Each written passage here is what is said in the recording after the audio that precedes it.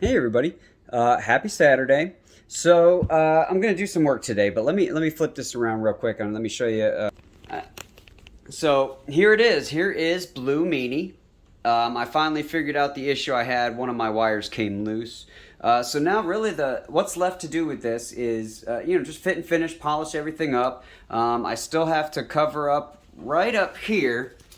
That's where you have access to the truss rod that runs down the entire neck. So I got to cover that up once I adjust it. So I still have to adjust.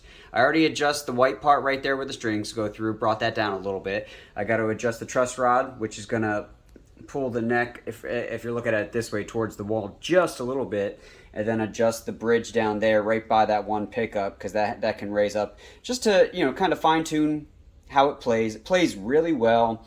The strings just feel a little bit high. And then I'm waiting on my logo that I'm going to put up here. I had my friend in Virginia who prints out decals and stuff.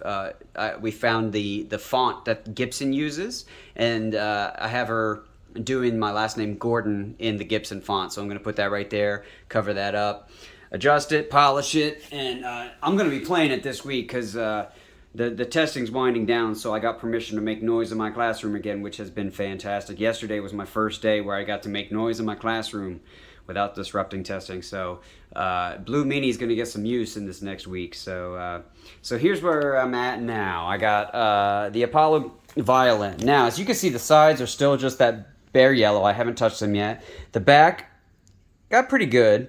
I'm going to add maybe one more thin layer, and then maybe just like right here in the middle, I'll bring it down to the yellow, so it'll be a more transitional color there. I did the top is actually looking pretty good. I'll probably put one thin layer on that. I still have to do up here. That's still the yellow. And once I finish the yellow, then I'll go in here in the middle part here, and I will paint that black inside the peg box. Yeah, the ribs, as they're called, I'll have to do that. And then the heel right here. Yeah, it's looking good. So I got my my brown here. So what I'm gonna do, I'm gonna start off by doing this back layer and try to get that the way I would like it. I'll spray that. I'll wait a little bit for that to solidify. The aerosol stuff, give it about an hour or so, and it'll still be a little tacky, but it won't run, because I have yet to have any of it run, which is kind of what I'm looking to do. And then once that becomes tacky, then I'll go back in here. I'll do the sides.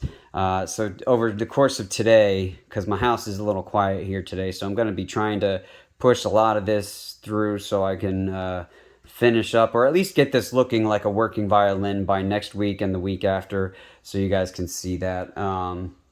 Yeah, so I'll check back in once I get this black. Once this back section is done, I'll dab it, and before I spray the clear on it, I'll show you what it looks like.